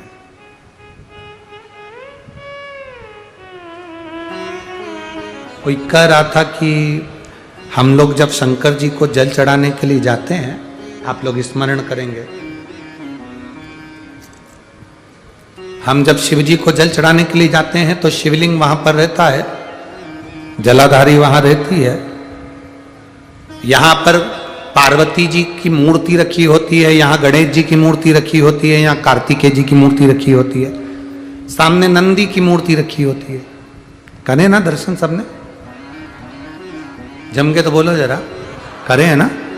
शिवलिंग है, जलाधारी है, पार्वती जी की मूर्त है, गणेश जी की भी मूर्ति है, कार्तिकेय जी की भी मूर्ति है, नंदी की भी मूर्ति है। तो किसी ने कहा कि गुरुजी हम जब शंकर जी को जल चढ़ाते हैं तो पार्वती जी को, गणेश जी को, कार्तिकेय जी को, नंदी को, सबको जल चढ़ाना चाहिए। शिव महापुराण की कथा कहती है, केवल शिवलिंग पर आपने जो जल समर्पित करा है वो जल पार्वती जी को भी मिल गया, गणेश जी को भी मिल गया, कार्तिकेय जी को भी मिल गया।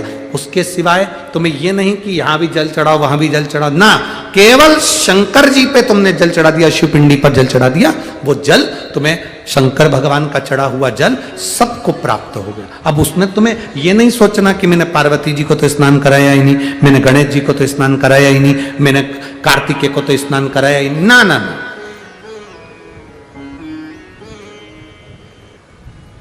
कल महाराज जी बैठे हैं सूरत वाले, उनसे और महाराज जी एक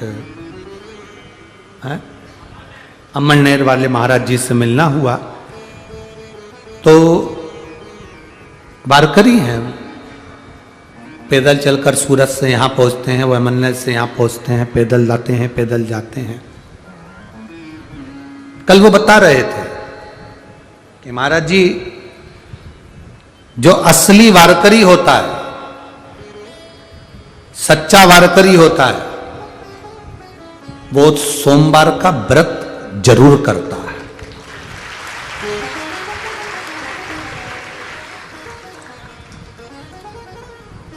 हमने पूछा, गुरुदेव ये सोमवार का व्रत, क्योंकि हरि और हर ये दोनों एक ही जगह पर विराजमान है। जब वो सोमवार का व्रत करता है तो शिव उसको पांडुरंगा से, हरि विठ्ठल से मिलाते जरूर हैं, ये निश्चित हो जाता है, ये निश्चित हो जाता है। ये उनके शब्द, इनके संबोधन। हम कहते हैं, कई लोगों ने आपस में भेद कर रखा है, तुलसी की माला पहनो, रुद्राक्ष की छोड़ दो, रुद्राक्ष की पहनो तो तुलसी की छोड़ दो। कोई पुराण, कोई शास्त्र, कोई वेद नहीं कहता कि शंकर को भजोगे तो पांडुरंगा को छोड़ना पड़ेगा, पांडुरंगा को भजोगे तो शंकर को छोड़ना पड़ेगा, तिरुपति बालाजी का भजन करोगे तो शंकर को छोड़ना पड़ेगा। अगर तिरुपति बालाजी का तुम भजन कर रहे हो, तिरुपति बालाजी का कितना भी दर्शन कर लो, तुम्हारे घर में लक्ष्मी जब आएगी, जब तुम तिरुपति बालाजी का दर्शन करने के लिए जाओगे तो दर्शन कर कर जब वापिस आओ तो नीचे जो कपिलेश्वर महादेव हैं उनका दर्शन करना ही पड़ेगा। तिरुपति बालाजी का दर्शन करा और कपिलेश्वर महादेव का दर्शन नहीं करा तो तुम्हें तिरुपति दर्शन का फल नहीं मिलता। बद्रीनारायण जी का दर्शन करा और केदारेश्वर का दर्शन नहीं करा तो दर्शन का फल नहीं मिलता। द्वारकाधीश का दर्शन करा, सोमनाथ और नागेश्वर का दर्शन नहीं करा तो दर्शन का फल नहीं मिलता। ये दर्शन की मूलता है। नाथ द्वारा जाओ, श्रीनाथ जी का दर्शन करो। कोई कहे हम पुष्टि मार्गी, हम ठाकुर जी को भजते हैं। श्रीनाथ जी का दर्शन करा और एक लिंग जी का दर्शन नहीं करा तो दर्शन का फल नहीं मिलता। यहां दर्शन की पूर्णता है। शंकर के बिना दर्शन पूरा होता ही नहीं। शिव के बिना दर्शन अधूरा। कर डंडिया बांधकर, छाता लगाकर, जैसी तुमको जगह मिली वैसी जगहों में तुम बैठ गए। आखिर क्या कभी कथा तो सुनी, स्मरण भी करा, पर तुम्हारे भीतर जो जागरूकता उत्पन्न हुई है, तुम्हारे भीतर जो शिव के प्रति भाव उत्पन्न हुआ है, वो भाव आज का नहीं है। तुम्हारे ना जाने कितने कितने जन्म निकल गए। उस जन्म के बाद आज तुम्हारी चित्त वृत्ति में शिव आकर बैठ गया, नारायण आकर बैठ गया, पांडुरंगा आकर बैठ गया, हरि विठ्ठल आकर बैठ गया। तब तुम्हारा मन अब भगवान की भक्ति में रमा है, तब भगवान का दर्शन तुमको हुआ है। नहीं तो ये भगवान का दर्शन होना बड़ा मुश्किल है।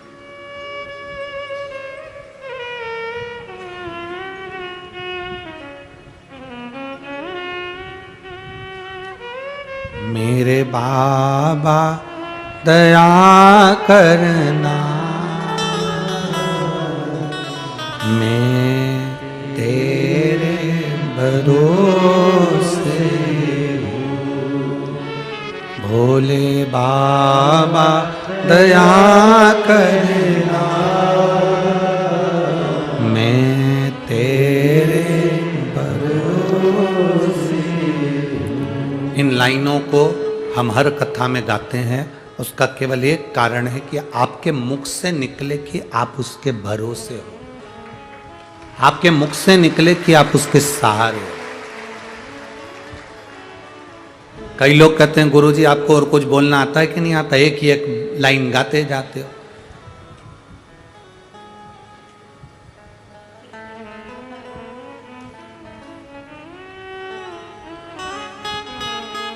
कई लोग कहते हैं गुरुजी रेडियो भी चैनल चेंज करता है, आप भी चेंज करा करो ना भजन।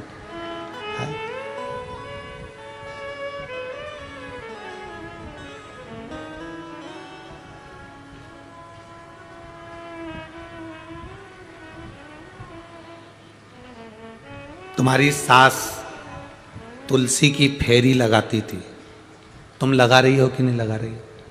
बोलो, जम के बोलो, लगा रहे। तुम्हारी सास सोमती अमावस्या की पूजन करती थी, तुम करते हो कि नहीं करते हो? करते। वारकरी करने वाले, बारी करने वाले यहाँ आते हैं, बारी करते करते यहाँ के हरि विठ्ठल का दर्शन करते हैं।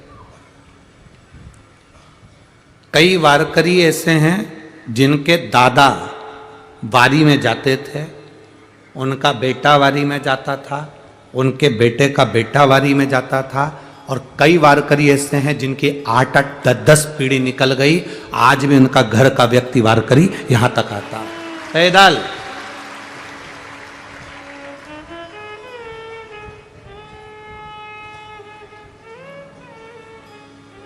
जिसके घर का एक व्यक्ति भी पंढरपुर की पवित्र भूमि पर आषाढ़ी एकादशी में पैदल आता है और कई सालों से आ रहा है, उस घर की देहली की मात्र मट्टी ही मस्तक पर लगा रहे तो हरि विठ्ठल का दर्शन हो जाता है।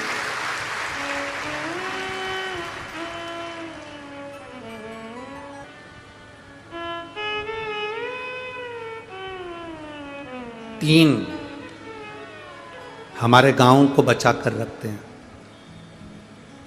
तीन हमारे गांव को बचा कर रखते हैं, तीन हमारे खेड़े को बचा कर रखते हैं, तीन हमारे शहर को बचा कर रखते हैं, तीन हमारे प्रदेश को बचा कर रखते हैं, और तीन हमारे भारत को बचा कर रखते हैं। वो तीन कौन?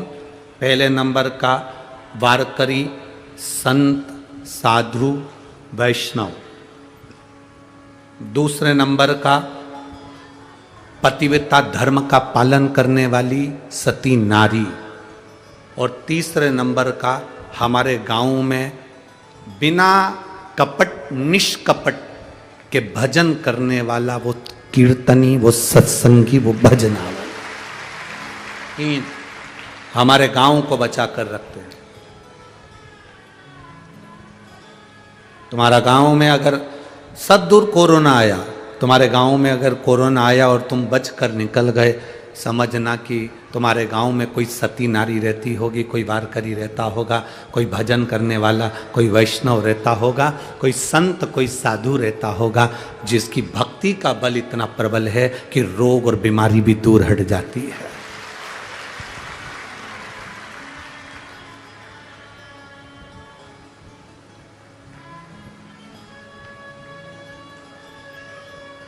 इसको चमत्कार नहीं कहते, इसको तुम्हारे भजन का बल कहते हैं।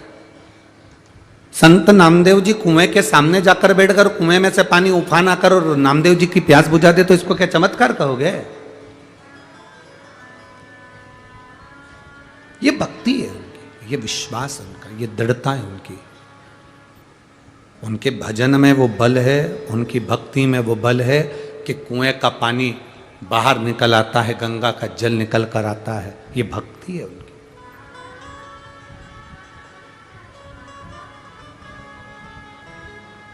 बिना भक्ति के भगवान मिला किसको है?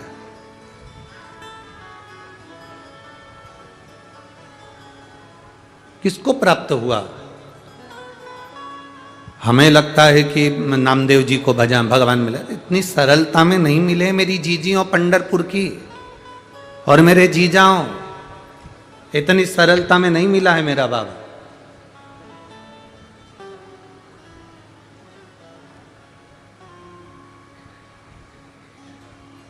कितना कितना समय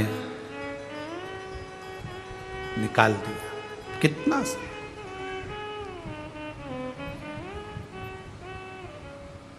महाराज जैसे दुनिया में एक ही चीज है जो अंधे को भी दिखाई देती है, और जिसके पास ज्यादा आ जाता है तो वो आंख से अंधा हो जाता है। वो केवल एक पैसा है। पैसा, कोई अंधा है आंख का, बिल्कुल नहीं दिखता, उसको भी पैसा दे दो वो भी बता देगा 10 का नोट है कि 500 का है, वो भी बता देगा। पैसा अंधे को भी दिखाई देता है, और पैसा आंख वाले के पास ज्यादा आ जाता है तो वह आंख से अंधा हो जाता है। मतलब उसको केवल अपना अपना दिखता है, बाकी का कोई नजर नहीं आता है, अंधा हो गया। जैसे अंधे को पैसा समझ में आ जाता है कि ये पैसा 500 का नोट है कि 100 का नोट है कि 10 का नोट है कि 5 का नोट है कि 50 रुपए है कि 20 रुपए है, ये उसको मालूम है।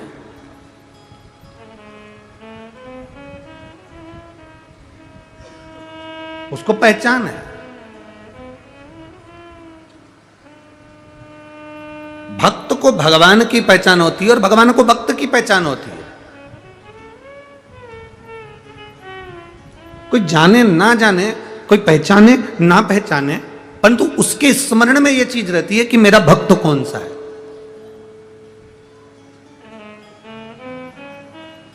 चंद्रभागा नदी का स्नान करने के लिए सब आते हैं। एकादशी के दिन, आषाढ़ी एकादशी पे या कार्तिक एकादशी पर, माघी एकादशी पर यहाँ भीड़ होती है, बहुत भीड़ होती है। सब आते हैं नहाने के लिए चंद्रभागा के तट पर। अमावस्या आ गई तो उस समय आ गए, पूर्णिमा आ गई तो उस समय आ गए। चंद्रभागा को नहाने के लिए केवल क्या पुण्य वाले लोग ही आते हैं? अरे बोलो तो जम के नहीं, चंद्रभागा को नहाने के लिए चोट्टे भी आते हैं।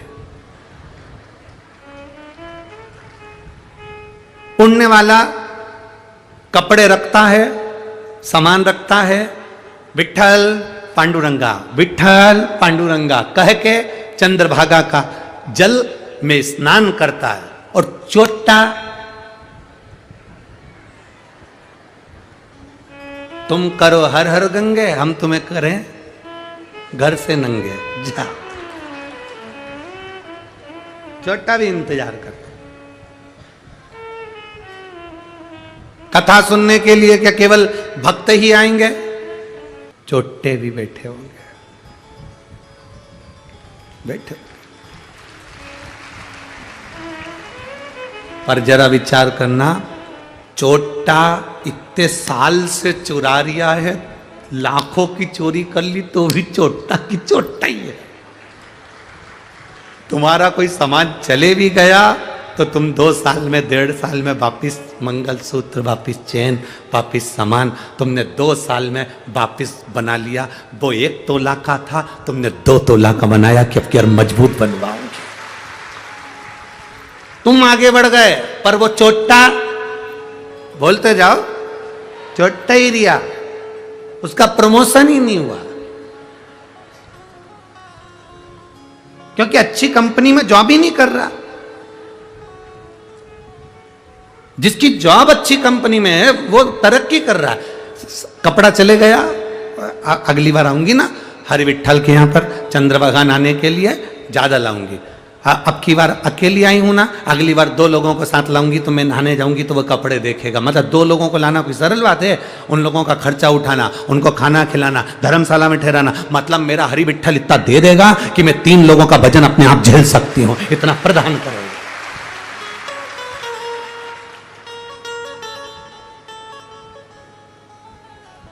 केवल पुण्य वाले ही नहीं, पापी भी जाते हैं।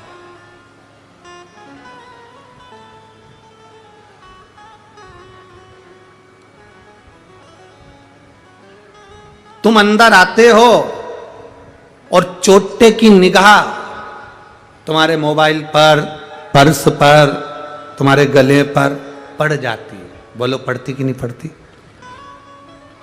पहचान जाता है असली है कि नकली है। चोट्टा कितना बड़ा परखैया होगा रे, वो पहचान जाता।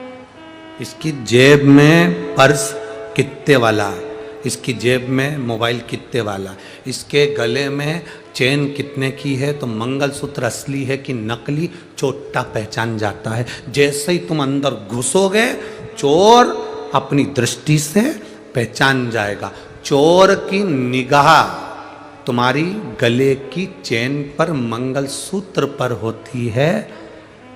और कई कई ऐसे लुच्चे भी बैठे होंगे जो देखते रहते कितनी सुंदर आई है, कितनी सुंदर।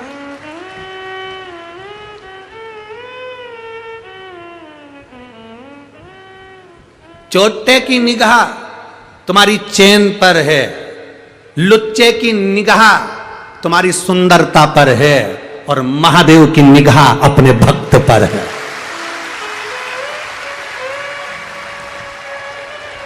तुम अंदर आए शिव महापुराण की कथा सुनने के लिए तो चोर ने भी तुमको देखा, लुच्चे ने भी तुमको देखा, पर जब तुम कथा सुनने के लिए बैठे तब अंदर आते समय मेरे महादेव ने भी तुमको देखा कि मेरा अपना आया है, मेरा श्रेष्ठ आया है, मेरा अपना है, मेरे लिए आया है, ये मेरे लिए पहुंचा। और जब बस निवेदन इतना है कि आपकी भक्ति कम ना हो, इसलिए हम हर रोज़, कल परसों के दिन भी कहा था, वो तो हम यहाँ पंढरपुर की कलेक्टर महोदय को और एसपी महोदय को, यहाँ के कमिश्नर को, यहाँ के पुलिस प्रशासन को धन्यवाद देते हैं जिन्होंने पहले दिन ही चोट्टों को पकड़ लिया था।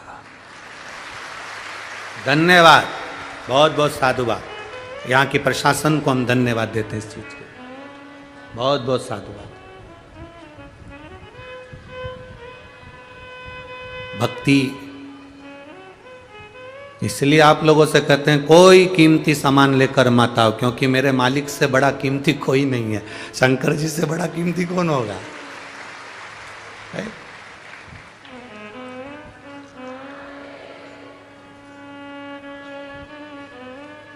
जो लोग सीओर आते हैं ना कुबेरेश्वर धाम, हम उनसे भी कहते हैं।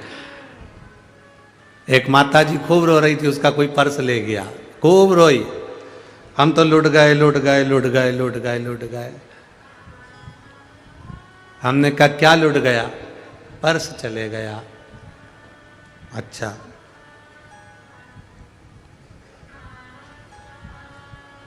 कोई बात नहीं।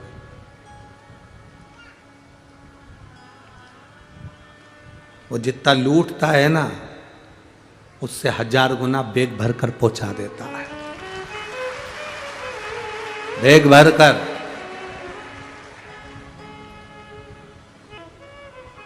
आप लोगों के स्मरण में होगा, कुबेरेश्वर धाम पर जो रुद्राक्ष उत्सव होता है, उस रुद्राक्ष उत्सव में कई लोग आते हैं, कई लोगों के पास में टिकट चला जाता है या बेग चला गया, या हम तो मना करते हैं कोई चीज़ लेकर मत आओ, कीमती सामान लेकर मत, किसी का चले गया, उसके बाद टिकट भी नहीं होता,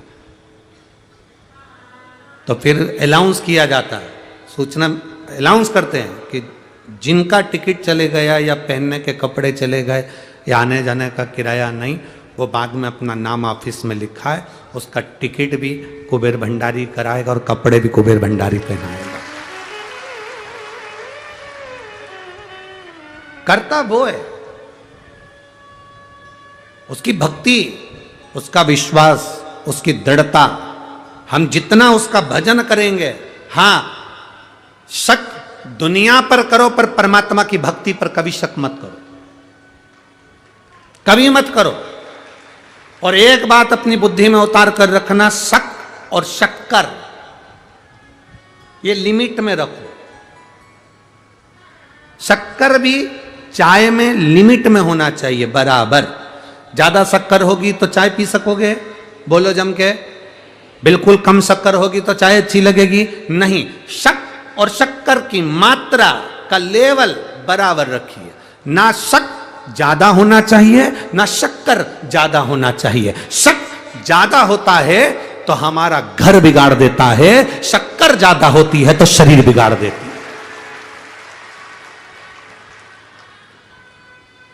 जब शक ज्यादा होगा तो हमारा घर बिगाड़ देगा। किसी ने कह दिया तेरी सास ऐसी है, शक करना चालू कर दिया, जरूर मेरी सास मां गई थी ना तो वहां से कुछ करवा के लेकर आई होगी, मेरी सास अभी पंढरपुर गई थी ना वहां से कुछ लेकर आई होगी, मेरी सास वहां गई थी ना वहां से कुछ लेकर आई होगी। बस शक भराता गया। ननद ने ऐसा कर दिया। हम कई जगह चले जाते हैं, कई जगह पर जाकर कोई घूमता रहता है, उससे पूछते रहते हैं माता जी बता दो, पिताजी बता दो, हमारे यहाँ क्या हो गया? उसने कह दिया तेरे पड़ोसी ने तेरे ऊपर कुछ कर दिया, किसी ने कह दिया तेरी दुकान बांध दी, किसी ने कह दिया तेरे ऊपर विद्या कर दी, किसी ने कह दिया तेरे ऊपर काल घुमा दिया, किसी ने कह दिया तेरे ऊपर कोई ने ऐसा कर दिया, कोई ने भूत लगा दिया, प्रेत लगा दिया। ना ना ना, शिव महापुराण की कथा कहती है शंकर भगवान को एक लोटा जल चढ़ाने वाला के ऊपर ना तो कभी भूत लगता है, ना प्रेत लगता है, ना चुड़ैल लगती है।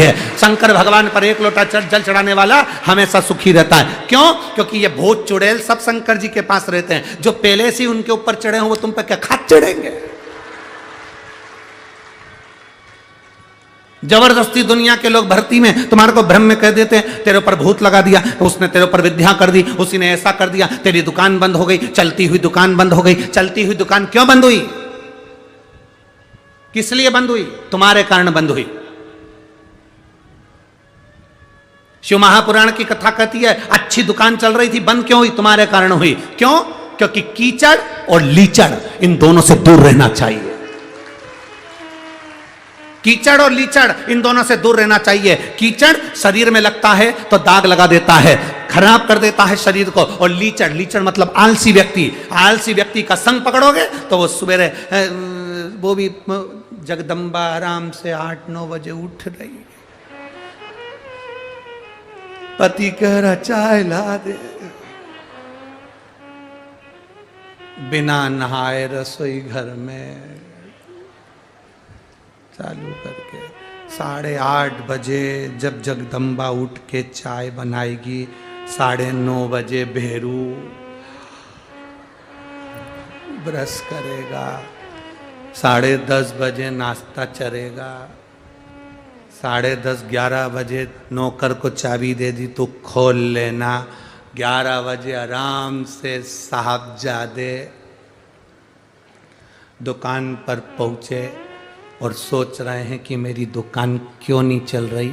नौकर ने उसी दुकान के 2 चौराहे छोड़कर एक दुकान डाल ली और यहाँ के सारे ग्राहकों को वही भेज दिया।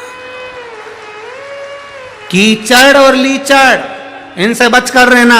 कीचड़ शरीर खराब कर देगा, कपड़ा खराब कर देगा, और लीचड़ व्यक्ति, आलसी व्यक्ति तुम्हारी पूरी व्यवस्थाओं को, पूरे जीवन को खराब कर देगा। तुम्हारी जो दिनचर्या है उसको खराब कर देगा। आपकी सवेरे उठने की आदत है 6 बजे जगने की आदत है, कोई लीचड़ व्यक्ति तुम्हारे साथ में है, अगर वो 8-9 बजे उठता है तो तुम्हारी भी धीरे धीरे ऐसी आदत बन जाएगी 8-9 बजे उठने की। तुम 4 बजे उठती थी, मालूम पड़े 8 बजे उठ रही, 9 बजे उठ रही। क्यों? क्योंकि वो लीचड़ का साथ हो गया।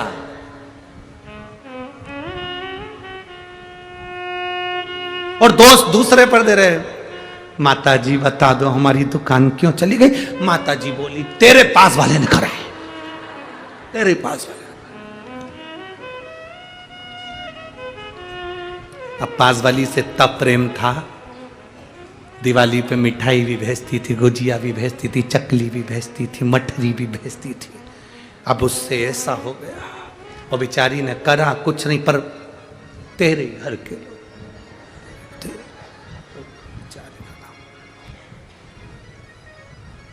दुश्मन हो गए, दुश्मन।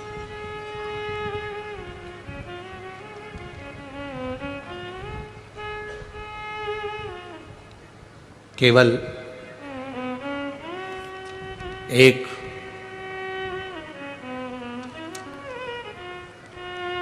पंढरपुर की पवित्र भूमि पर एक ऐसे संत रहते थे जिनका नाम था नरहर सुनार।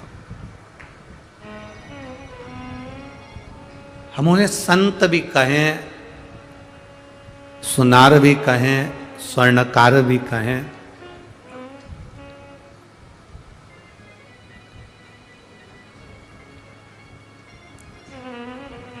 नरहर सुनार की एक बेटी थी जिसका नाम था मालू। क्या नाम था? जम के बोलो जरा। मालू। नरहर सुनार की बेटी जब 14 वर्ष की हुई, 14 वर्ष की नरहर सुनार की जब बेटी 14 वर्ष की हुई,